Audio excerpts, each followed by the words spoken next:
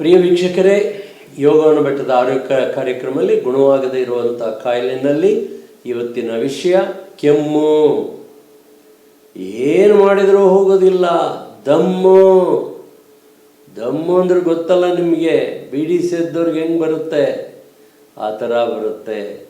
ಉಬ್ಬಸ, ಅದು ಅಣ್ಣ ತಮ್ಮಂದಿರು, ದಮ್ಮು ಮತ್ತು ಉಬ್ಬಸ.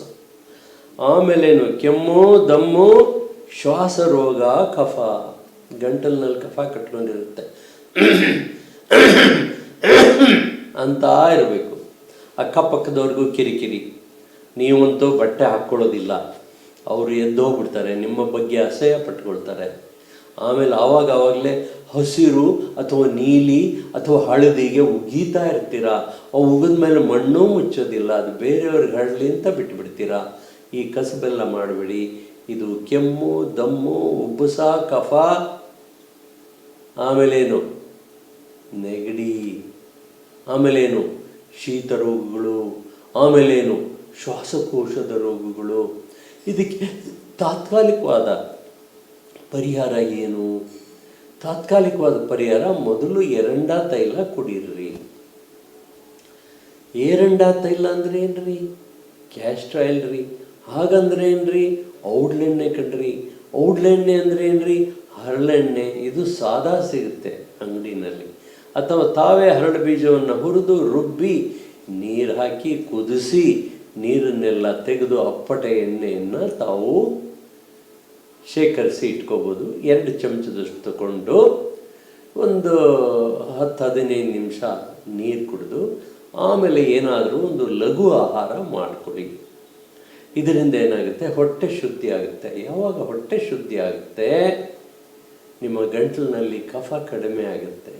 ಮತ್ತು ಇದಕ್ಕೆ ಮನೆ ಮದ್ದು ಸ್ವಲ್ಪ ಹೇಳ್ರಿ ಅಂದರೆ, ತುಳಸಿ, ಮೆಣಸು ಕಮ್ಮಿ, ಏಲಕ್ಕಿ ಕಮ್ಮಿ ಹಾಕಬೇಕು, ಪುದೀನ ಹಾಕಿ, ಸೊಪ್ಪು, ಶುಂಠಿ ಹಾಕಿ, ಆಮೇಲೆ ಮೆಂತ್ಯ ಹಾಕಿ, ಆಮೇಲೆ ಜೀರಿಗೆ ಹಾಕಿ, ಆಮೇಲೆ ಧನಿಯಾ ಹಾಕಿ, ಇದನ್ನೆಲ್ಲ ಕೊಟ್ಟಿ ಪುಡಿ ಮಾಡಿ ಏನು ಮಾಡಬೇಕು? ಕಾಯಿಸಬೇಕು. ಹಾಲಲ್ಲಾದರೂ ಹಾಕಿ, ನೀರಲ್ಲಾದರೂ ಹಾಕಿ ಕಾಯಿಸಿ ಬಿಸಿ ಬಿಸಿಯಾಗಿ ಕುಡೀರಿ. ಅದು ಇನ್ನು ಕಂಡೂಷ ಮಾಡಿದರೆ ತುಂಬ ಒಳ್ಳೆಯದು.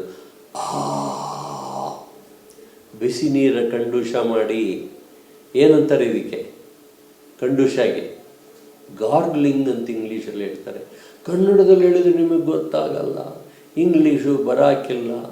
ಆದ್ದರಿಂದ ಈಗ ಕನ್ನಡ ಇಂಗ್ಲೀಷು 2 ಭಾಷೆನಲ್ಲಿ ಹೇಳಿದ್ದೀವಿ. ತಾವೇನು ಮಾಡ್ಕೋಬೇಕು? ಕಂಡೂಷ ಬೆಳಗ್ಗೆ, ಮಧ್ಯಾಹ್ನ, ಸಂಜೆ, ರಾತ್ರಿ, ಆಮೇಲೆ ಇಲ್ಲಿ ಬರ್ರಿ.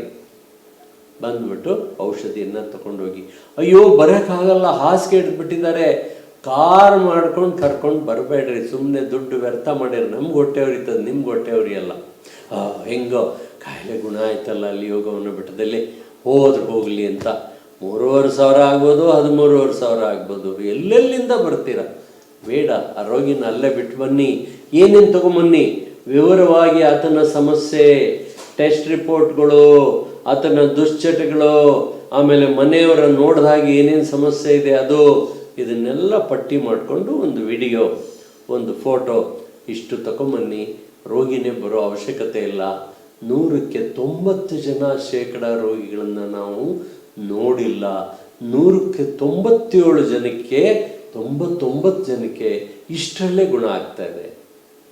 ಬುಧವಾರ ಬರಬೇಡ್ರಿ, ಸತಾಯಿಸೋರು ಬರಬೇಡ್ರಿ, ಅರ್ಜೆಂಟ್ ಹೋಗೋರು ಬರಬೇಡ್ರಿ, ಅವಸರ ಪುರುಷರು ಬರಬೇಡಿ, ಗಲಾಟೆ ಮಾಡೋರು ಬರಬೇಡ್ರಿ, ತಾಳ್ಮೆ ಇರೋರು ಮಾತ್ರ ಬನ್ನಿ. ಬುದ್ಧಿಜೀವಿಗಳು, ಬುದ್ಧಿವಂತರು ಮಾತ್ರ ಬನ್ನಿ.